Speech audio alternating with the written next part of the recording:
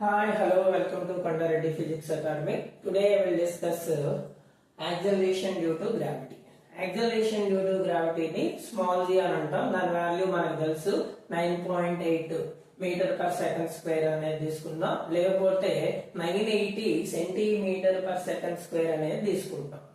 But దాని మీద ఎలా ఉంటుంది మొత్తం దాని డిస్క్రిప్షన్ అనేది ఒకసారి చూద్దాం. First definition uniform acceleration of freely falling body. Uniform acceleration of freely falling body towards the center of the earth due to gravitational force. Earth gravitational force ki దాని వైపుగా ఇప్పుడు సెంటర్ ఆఫ్ ఎర్త్ వైపు గాని వస్తూ ఉంటే ఎంత acceleration తో, uniform acceleration తో పైనుంచి కింద పడుతూ ఉన్నప్పుడు దాన్ని ఏం పిలుస్తాం? యాక్సిలరేషన్ డ్యూ టు గ్రావిటీ అంటాం.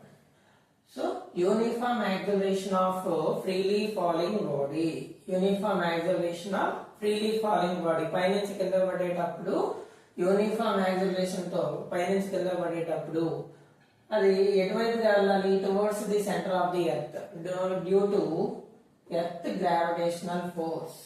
దాన్ని is called acceleration due to gravity. ఆ acceleration due to gravity normal గా మనం ఎలా తీసుకుంటాం? 9.8 మీటర్ పర్ సెకండ్ స్క్వేర్ తీసుకుంటాం, లేకపోతే 980 centimetre per second square, 980 centimetre per second square అనేది తీసుకుంటాం. సో ఇప్పుడు దీని గురించి డిస్క్రిప్షన్ చూద్దాం. ఇట్ ఈజ్ ఇండిపెండెంట్ ఆఫ్, అంటే ఇది డిపెండ్ కాదు. దేని మీద డిపెండ్ కాదు? సైజ్ మీద డిపెండ్ కాదు. Size of the body, shape of the body, material, next nature of the material, ఇవన్నీ వీటి మీద డిపెండ్ కాదు. నెక్స్ట్ వచ్చేసి it's value changes from place to place on the surface of the earth. అంటే మనం ground మీద ఉన్నామని అనుకోండి, అప్పుడు ఒక వాల్యూ అనేది ఉంటుంది.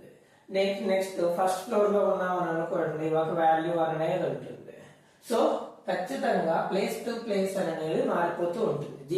జీ వాల్యూ ఆల్వేస్ కాన్స్టెంట్ అనేది మనం తీసుకుంటాం, మనం రెగ్యులర్ గా వాడుతూ ఉంటాం. బట్ జీ వాల్యూ అనేది ఎప్పుడూ కూడా ప్లేస్ టు ప్లేస్ అనేది మారిపోతూ ఉంటుంది. Next point, it has maximum value at the poles. ఎక్కడ మాక్సిమం వాల్యూ ఉంటుంది అని అంటే పోల్స్ దగ్గర మాక్సిమం వాల్యూ అనేది ఉంటుంది.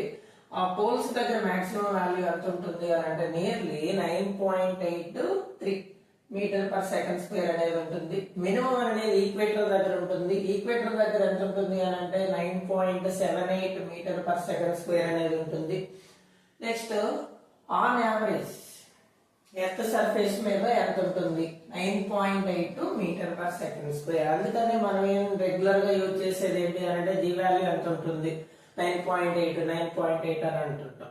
So the average value of g on earth surface 9.8 metre per second square. అయితే మన దగ్గరగా ఉన్నవి ఏంటి, మనకి కనిపించేవి ఏంటి అంటే మూన్, సన్.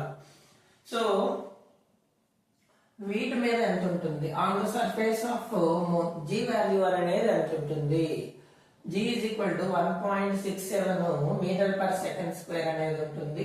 నెక్స్ట్ అది ఎర్త్ గ్రావిటీలో ఎంత ఉంటుంది అంటే 1/6 of the earth gravity. Moon gravity is equal to 1/6 of earth gravity. Next on the surface of sun మీద ఎంత ఉంటుంది?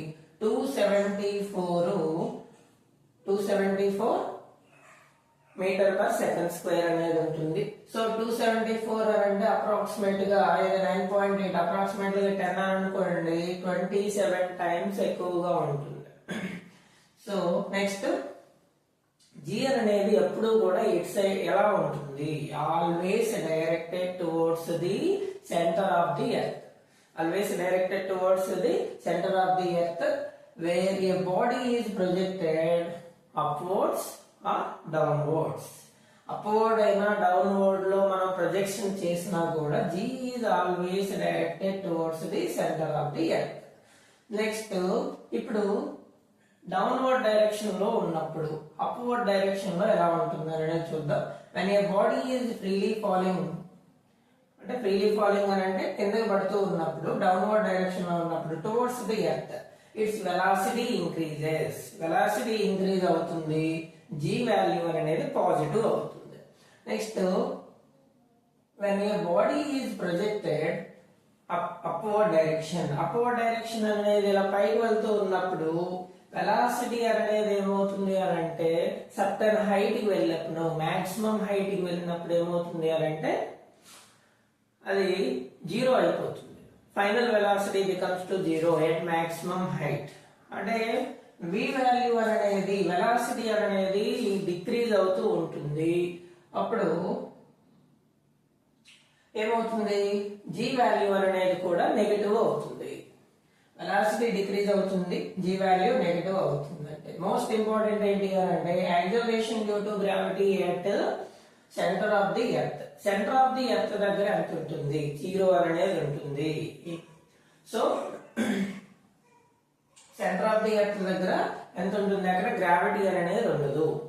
ఆ గ్రావిటీ అనేది ఉండదు కాబట్టి జీరో అనేది అవుతుంది. So acceleration due to gravity అనేది మెయిన్ గా మనం గుర్తుపెట్టుకోవాల్సింది ఏంటి అని అంటే వాల్యూ అనేది ఆన్ యావరేజ్ అనేది వాల్యూ ఎంత ఉంటుంది, 9.8 మీటర్/సెకండ్² అనేది ఉంటుంది. కానీ ఇక్కడ ప్లేస్ టు ప్లేస్ అనేది మారిపోతూ ఉంటుంది. ప్లేస్ టు ప్లేస్ మారిపోతూ ఉంటుంది కాబట్టి దాని వాల్యూ ఈక్వేటర్ దగ్గర కానీ, లేకపోతే పోల్స్ దగ్గర కానీ, మూన్ మీద కానీ, సన్ మీద కానీ, ఆన్ ది సర్ఫేస్ మీద యావరేజ్ అనేది తీసుకున్నప్పుడు ఒక్కొక్క వాల్యూ అనేది ఒక్కొక్క చోట ఒక్కొక్క వాల్యూ అనేది ఉంటుంది. ఇది description for acceleration due to gravity.